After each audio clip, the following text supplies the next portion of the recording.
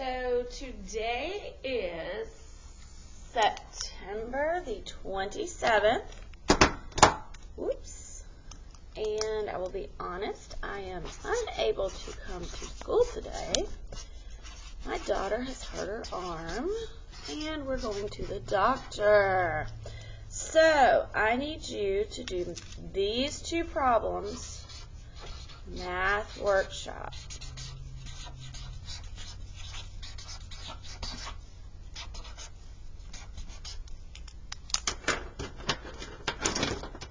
And 7 and 8. Okay. Now that you have completed number 7 and 8, let's talk about them. We're starting out just remembering how to do area and perimeter. These two happen to be area. So to find the area of a rectangle, we are going to multiply those two numbers. And 4 times 11 is 44 feet, and area is always squared. Area equals 44 feet squared. On this one, it is 3 times 6, which is 18 inches squared. Okay, and I usually put A equals for area equals. Okay, multiplying is for area. For perimeter, we would add them all up. Now that you are done with that, please get out your homework from last night. The homework from last night looks like this. I'm going to give you a minute to get it out.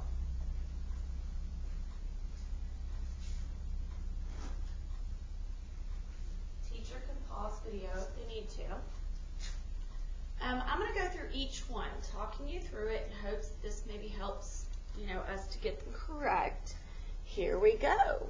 Okay. Number 1 says, more than 40,000 fans attended the opening football game at the University of Florida. I'm going to use F as the variable for fans. Yesterday we talked about putting the F on one side and the number on the other. Okay. Now, since it says more than that, more than 40,000, it is going to be, the fans need to be greater than 40,000. Can't be equal to, though. So that is the only symbol that works. Okay. Number 2. Her earnings were no more than $86. I'm going to do E for earnings. I'm going to put E on one side, 86 on the other.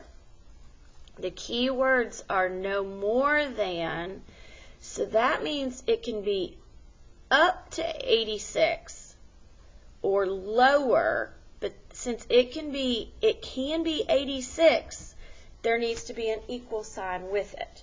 So it is less than or equal to. Okay.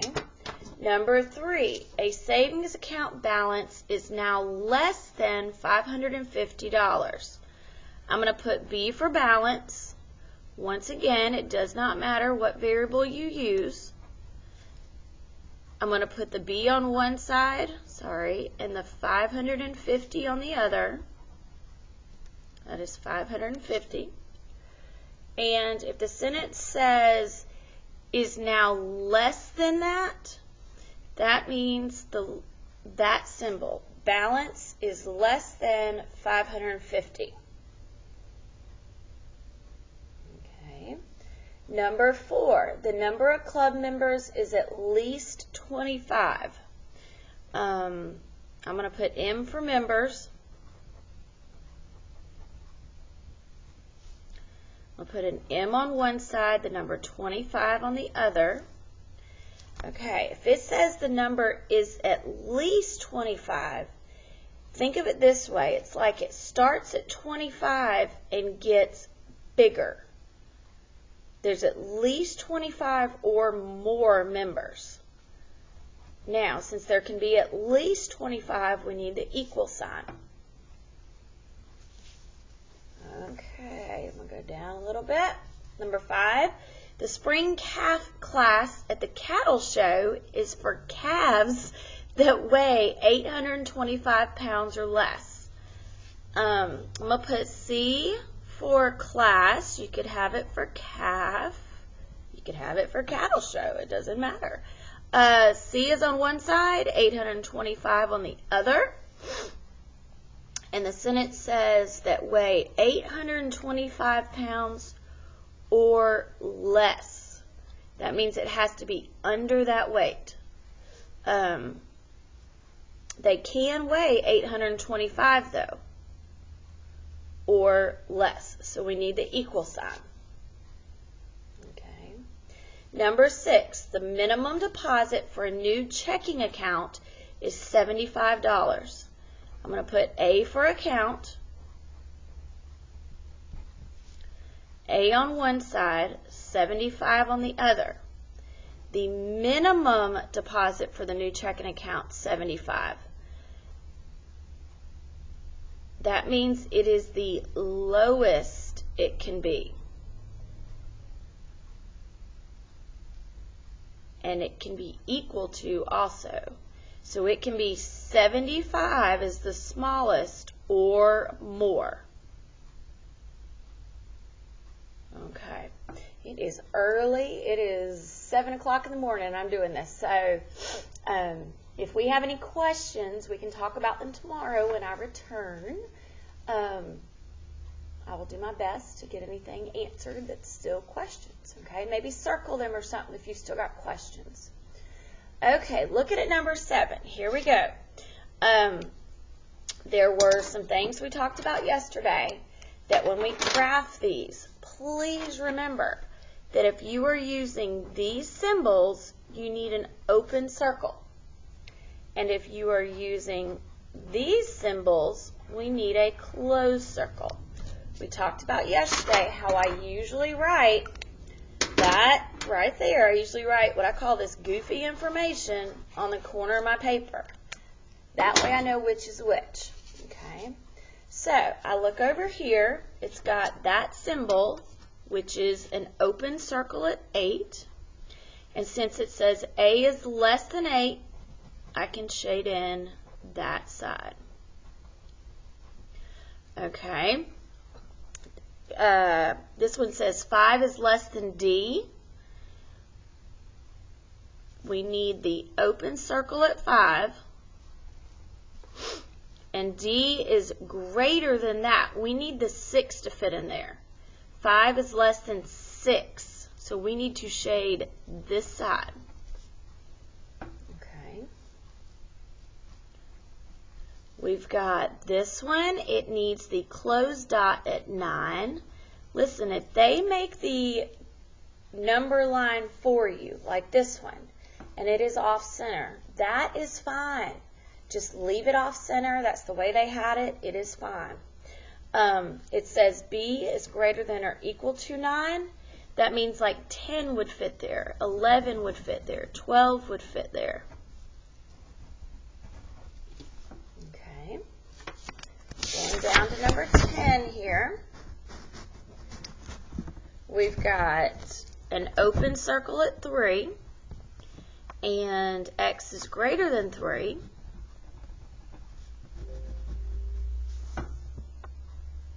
Okay, next one, we've got an open circle at 10, and M needs to be smaller than 10, so let's check it. If I put a 9 right here, is 10 greater than 9? Yes, so I need to shade this side. You should be able to test your work every time, and if you need to, do that. Okay, R is greater than or equal to 4. I need a closed circle at 4. Since it is greater than, I need this side. Okay, we've got closed circle at 9. And N is going to be less than, which would be this side. Okay, close circle at 6. X is greater than those, or equal to. Remember, we show the equal to by coloring in the dot. Okay, and X is less than or equal to 3.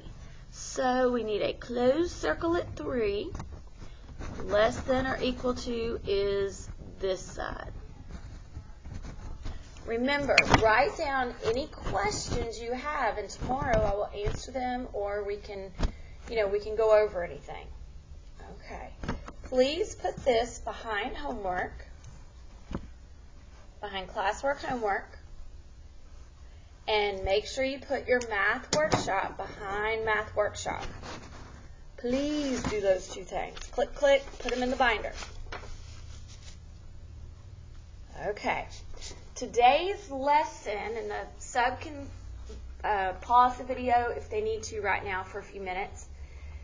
Today's lesson is not too hard if you go back and think about equations. Let me use this piece of paper to show you something. When we were doing equations, this was last week before the Thanksgiving break, we might see something like 9 plus y equals 12. And we were always told to do the opposite. We wanted to get y by itself, and to do that we would do the opposite.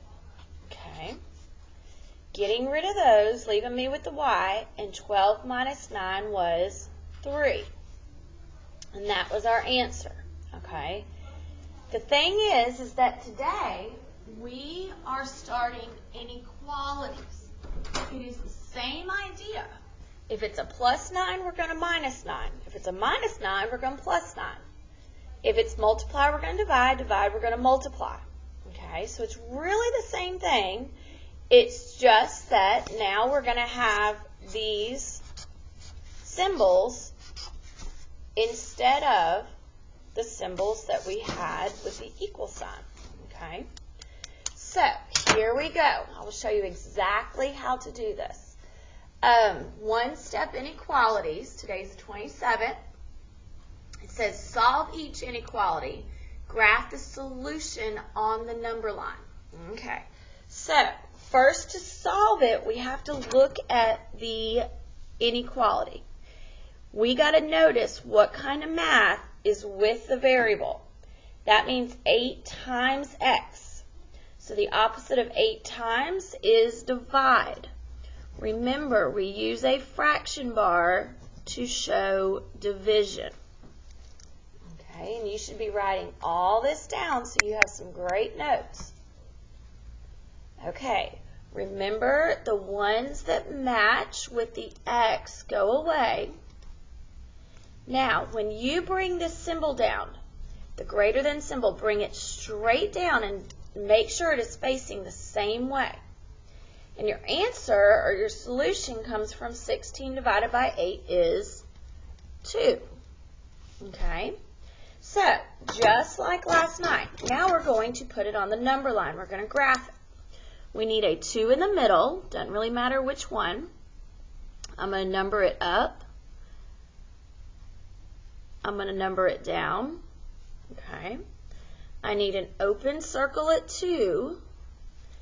And if x is greater than 2, 3 would fit there. 3 is greater than 2. 4 would fit there. 4 is greater than 2. So I need to shade this side of my number line. Okay, so we're solving and graphing. Let's look at number 2. It says 13 is greater than h minus 9. Step 1, we need to get h all by itself. So we're going to get rid of the minus 9. The opposite is plus 9. Remember, you have to show that step. You have to show h, leave the symbol the way it is, and 13 plus 9 is 22. Okay, so to graph this thing, I'm going to put a 22 in the middle.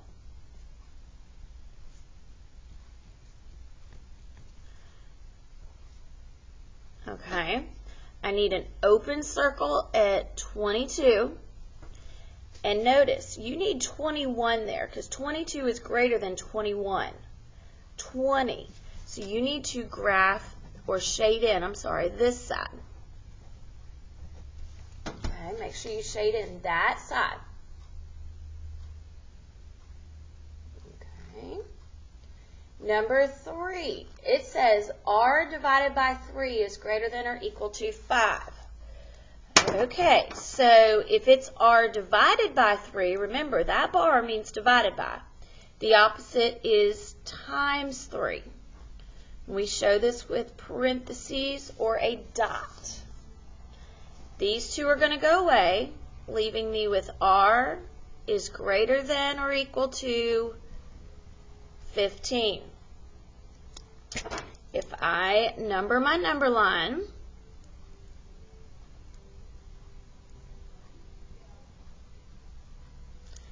and now I'm going to put a closed dot at 15.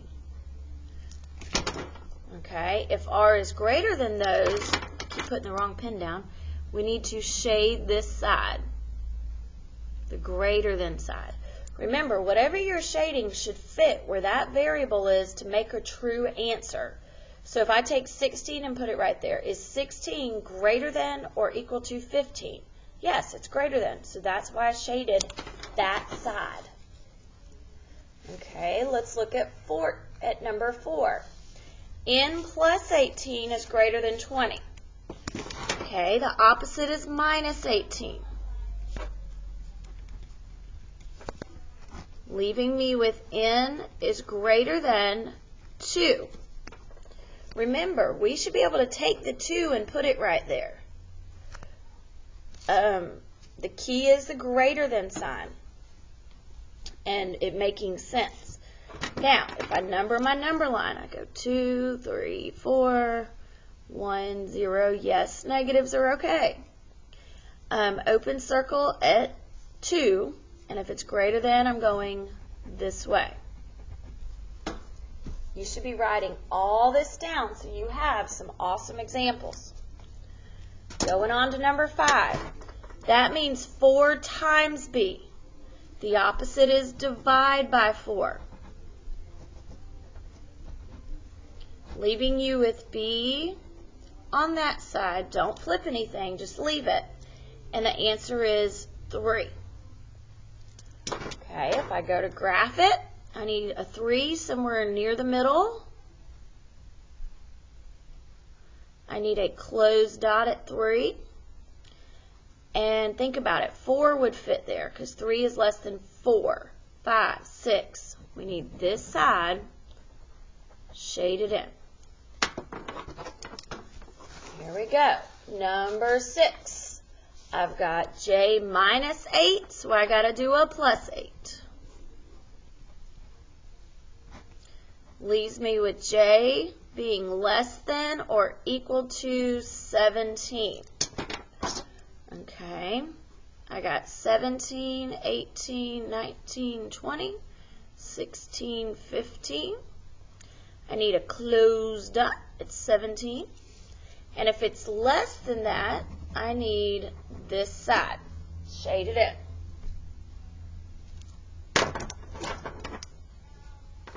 Okay, going on to number 7 and 8.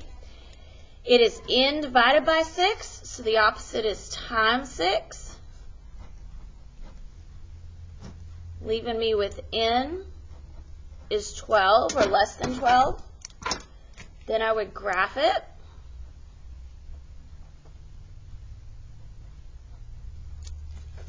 You need an open circle at 12, and if n is less than it, graph that side. Make sure it's dark enough that I can see which side you are shading. K minus 10, I need to get rid of the minus 10 and get k by itself. So I'm going to do plus 10. Remember, what I do to one side, I have to do to the other. Leaving me with k is bigger than 16. Number in this number line, 16, 17, 18, 15, 14. I need a closed circle at 16. And if k is greater than that, I am needing this side. Once again, if I put 17 or 18 there, it makes sense. Okay, now, you have good examples. Listen, there's an example of a minus. There's an example of a divided by 6. You're going to have to look at this page to remember what to do on the back for your homework. Okay? You should be showing all these steps every time. Here we go. On the back, you are to complete these. This is your homework. Same thing. You will have to draw a number line. As you draw it, just add it down here, guys, just like the ones that we've got on the front. Maybe put about that many lines. It's not that, that big a deal.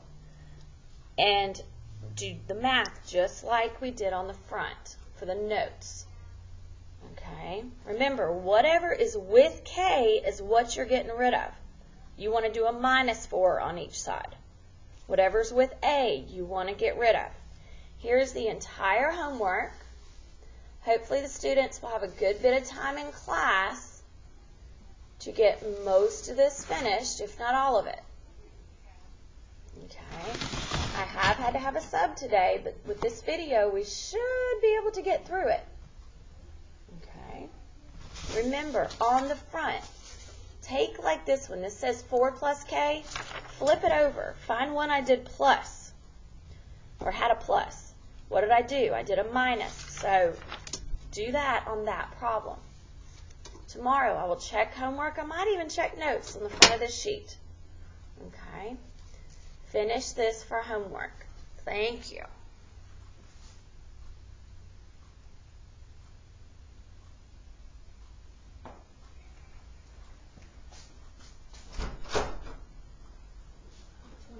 Video. What do I do now? Okay. You made a 22-minute video? Yeah, I'm not here today. Whoop, it's still going. Sorry.